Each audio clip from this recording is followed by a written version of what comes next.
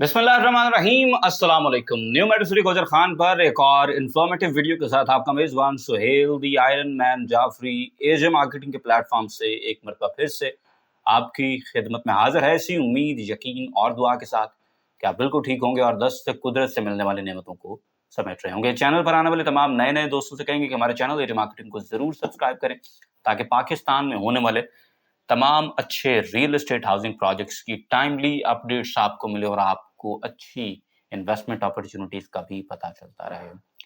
In the recent times हम new metro city को काफ़ी ज़्यादा कवर कर रहे हैं और इसकी वजह यह है कि मेरी कोशिश रहती है कि सिर्फ उस वक्त किसी प्रोजेक्ट पर वीडियो ना बनाएं जब हमारे पास माल बेचने के लिए हो, बल्कि उसके साथ साथ प्रोजेक्ट के अंदर होने वाली तमाम तर एक्टिविटीज़ को भी नज़र में रखा जाए और मैनेजमेंट के डिसीजंस के हवाले से भी आपको अपडेट किया जाए ताकि आप अपनी इन्वेस्टमेंट्स को बेहतर गार्ड कर सकें और अपने डिसीजंस को मौजूदा अपडेटेड इंफॉर्मेशन के लिहाज से बना सकें। न्यू मेडिसिटी गोजर खान के बारे में मेरा मकसद हरगिज ये नहीं होता कि आपको डराया जाए, लेकिन कम से कम हकायक आपके सामने रखे जाएं और इस तरह से रखे जाएं द वे दे आर, उनको शुगर कोट ना किया जाए ताकि आप अपने डिसीजंस को बेहतर कर सकें। और इस वक्त न्यू मेडिसिटी गोजर खान के हवाले से जो एक लेटेस्ट अपडेट है वो वंस अगेन आपको ग्लूमी करेगी। हमारे एक दोस्त के पास 5 मरला कमर्शियल प्लॉट था। ये 5 मरला कमर्शियल उन्होंने जनवरी 2023 में अपने नाम के ऊपर क्लोज कर लिया था। ये प्लॉट जब क्लोज किया तो इसके ऊपर बुलेवर्ड वगैरह की स्टैंप नहीं थी। बुलेवर्ड की स्टैंप ना होने पर मैंने जोर इसलिए दिया है क्योंकि ये आगे जाके यूजफुल होने वाली है।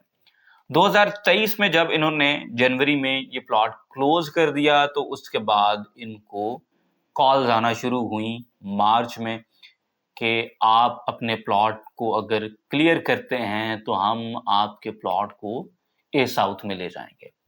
अच्छा, ए साउथ में उस टाइम ये पेमेंट उतनी मैनेज नहीं कर सके, जिसकी वजह से इन्होंने उस टाइम ये किया कि जो आउटस्टैंडिंग पेमेंट थी वो इन्होंने 27 मार्च को क्लियर कर दी। जो उस टाइम तक की पेमेंट बनती थी इन्होंने वो क्लियर की। वो पेमेंट क्लियर करने के बाद कुछ देर बाद इनको दोबारा कॉल्स आना शुरू हुई जब इनका प्लॉट डी ब्लॉक में बैलेट हो चुका था। आपको पता है कि बैलेट हुआ था और इस बैलेट में कुछ लोगों का ए ब्लॉक में आए प्लॉट, ए साउथ में कुछ को बी सेंट्रल में मिले, कुछ को बी में, सी और डी में, इस तरह से। तो उनका प्लॉट डी ब्लॉक के अंदर हो गया बैलेट। डी ब्लॉक में बैलेट होने के बाद इनको कंपनी की तरफ से दोबारा ऑफर्स आना शुरू हुई कि आप अगर अपनी कॉस्ट ऑफ लैंड क्लियर करते हैं तो हम आपको ए साउथ में प्लॉट अलॉट करने के लिए तैयार हैं और हम आपको आपकी जो जो प्लॉट आप कहेंगे वो हम आपको दे देंगे। बात हुई, भाई ने पेमेंट मैनेज की और अपने प्लॉट को उन्होंने फुल क्लियर कर दिया।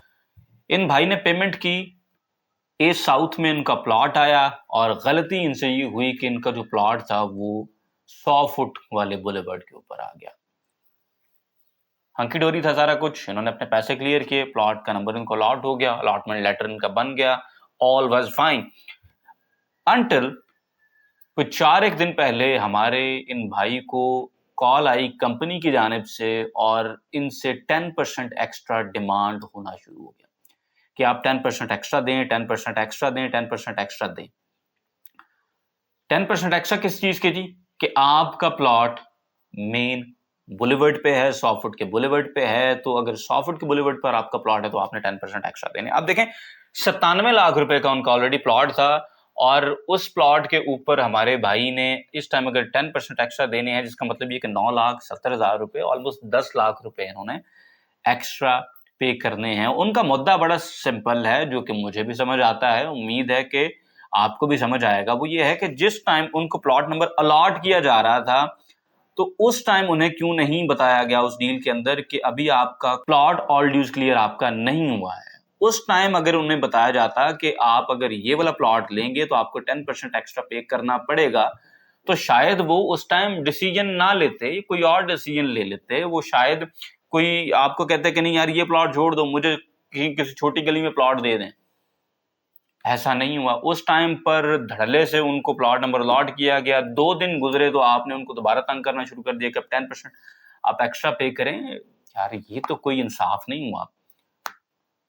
पहले तो खैर मेरे नजदीक किसी भी सोसाइटी में जो कमर्शियल प्लॉट होने चाहिए उनके ऊपर इस तरह के जो भी चार्जेस हैं वो हिडन नहीं रखने चाहिए हैं, वो पहले ही कॉस्ट के अंदर शामिल हो जाने चाहिए, ताकि जो बंदा कमर्शियल में इन्वेस्ट कर रहा है, यार पानी मर लिया तो करोड़ रुपया दे रहा है, अभी उसमें डेवलपमेंट चार्जेस शामिल नहीं हैं, जो कि मुझे लग रहा है कि ये तकरीबन आप देखिए कि कोई 10-1 लाख रुपए पर मरला लगेंगे, तो उसके बावजूद उसने एक्स्ट्रा पे करने हैं आपको। This is not good. ये चीजें पहले क्लियर करें अगले बंदे के साथ, ये पहले ही उसकी कॉस्ट के अंदर शामिल कर दें, ताकि उसे पता हो कि वो क्या खरीद रहा है, कितने में खरीद रहा है। और एक बंदा आपके साथ डील बना रहा है और आपसे बार बार पूछ रहा है कि इसके बाद मेरे पैसे क्लियर हो जाएंगे, मुझे सिर्फ डेवलपमेंट चार्जेस ही रह जाएंगे, तब आपका एजेंट कहता है कि जी जी आपके सिर्फ डेवलपमेंट चार्जेस अब बाकी यहाँ, और 2 दिन बाद आप उसको 10% एक्स्ट्रा ठोक देते हैं।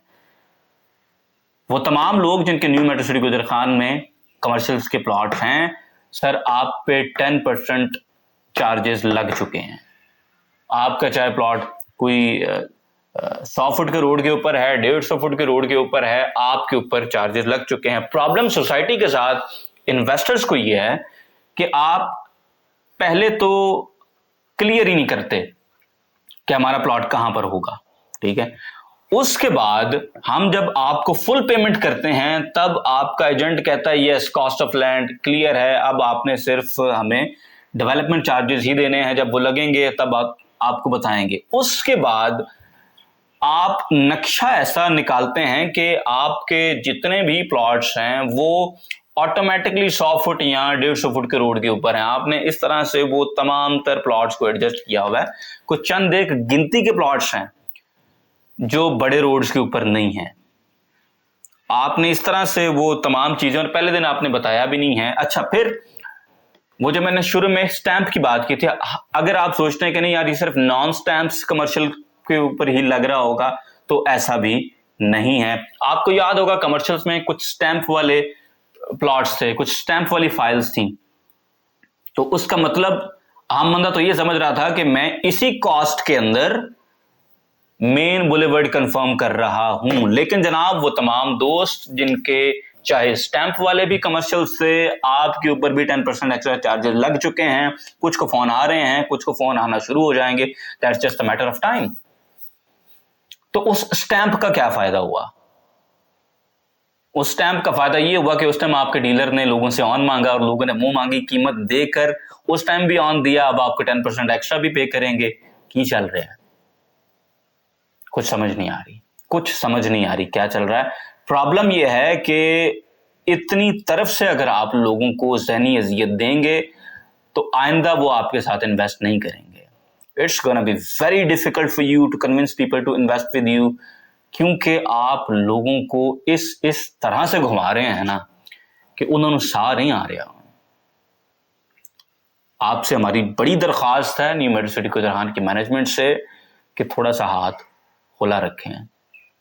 जितनी डेवलपमेंट आप मौके के ऊपर कर रहे हैं, मैंने तारीख में किसी डेवलपर को इतनी डेवलपमेंट करते हुए नहीं देखा, लेकिन उसका फायदा इन्वेस्टर को जरा भी नहीं हो रहा, क्योंकि आपने इन्वेस्टर को और इतने मामलात के अंदर उलझाया हुआ है कि उनकी चीज ऑन पे तो क्या बिकती नहीं है। जिस बंदे ने 97 लाख रुपए का कमर्शियल लिया हो और उसको 78 लाख रुपए की ऑफर आ रही हो, 75 लाख रुपए की ऑफर आ रही हो, उन्होंने पूछो कि उन्होंने की बन रही है। डेवलपमेंट तो आपकी चल रही है, इसमें कोई शक नहीं। अर्ली बर्ड आपने यूं बनाया है कि साउथ में अब आपकी मशीनरी भी खड़ी हुई है, लेकिन प्रॉब्लम यह है कि इन्वेस्टर को आपने इस तरह से जकड़ लिया है कि खुद को निकलने जगह नहीं। एक और चीज आपको बताऊं, एक भाई के 2 कमर्शियल थे, दोनों स्टैम्प थे बुलेवर्ड के, उनके दोनों कमर्शियल्स वो रेजिडेंशियल फेस लगे हुए हैं।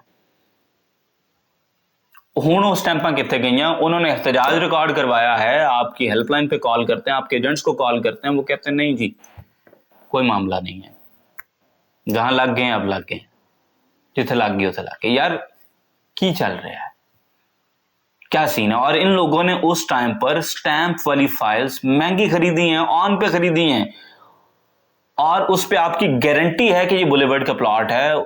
ऑन देकर भी आपकी गारंटी वाली फाइल लेने के बावजूद भी अगर उसने रेजिडेंशियल फेसिंग प्लॉट लेना है तो उन्होंने किस गल का फायदा होया। अपनी पॉलिसीज को खुदारा रीथिंक करें, थोड़ा सा हाथ होला रखें, अपने इन्वेस्टर का भी सोचें। डीलर की बाबा मौज मूरी लवाती तुझी, हम मानते हैं इस बात को, और इस बात को जरून साहब भी हर मीटिंग के अंदर कहते हैं कि हमारा कोई डीलर सामने आए जो कहता हमें फायदा नहीं हुआ, मान गए हैं सर जी, कन्ना नु हथ ला के मान गए हैं। लेकिन कुछ इन्वेस्टर का भी सोचें। मेरे नजदीक जो कमर्शियल प्लॉट है, पहले दिन से ही उसकी तमाम तर कीमत आपके सामने होनी चाहिए। फॉर एग्जाम्पल, अगर वो बुलेवर्ड का प्लॉट है तो दूसरा प्लॉट अगर 7,000 गज को बिक रहा है तो उसे 8,000 गज बेच रहे हैं, लेकिन पहले दिन पता हो यार, इन्वेस्टर को पता हो कि what he is getting into. ये ना हो कि अभी वो आपकी कॉस्ट ऑफ लैंड क्लियर करके अपने जहन से इजी होकर बैठा हो कि मेरा कमर्शियल क्लियर हो गया, करोड़ रुपए की पेमेंट की थी यार उन्हें, तो 7-8 महीनों के अंदर भी नहीं, 4-5 महीनों के अंदर उस बंदे को भी आप ऊपर से 10% एक्स्ट्रा डाल रहे हैं। तो ये कोई अच्छी स्ट्रैटेजी नहीं है। रीथिंक होनी चाहिए ये तमाम तर चीजें। तो अगर यही पॉलिसीज इसी तरह से चलती रही तो आइंदा मुझे नहीं लगता कि कोई एक भी बंदा होगा who is in his sane mind जो कि new metro city Gujar Khan में जाकर दोबारा कभी इन्वेस्टमेंट करेगा। रीजन बड़ा सादा है, पॉलिसीज हिडन ऐसे रखी जाती हैं कि बाद में लोगों की जेबों से पैसे निकलवाए जाएं। सोसाइटी स्टैंप लगा के देती है जो कि असल में सोसाइटी का वर्ड है, जो उनकी गारंटी है कि आपका प्लॉट बुलेवर्ड पर ही निकलेगा, लेकिन उनका प्लॉट बुलेवर्ड पर नहीं निकलता। यार की मामला चल रहे हैं। अगर इस तरह की पॉलिसीज हैं, I think we are done with new metro city Gujar Khan.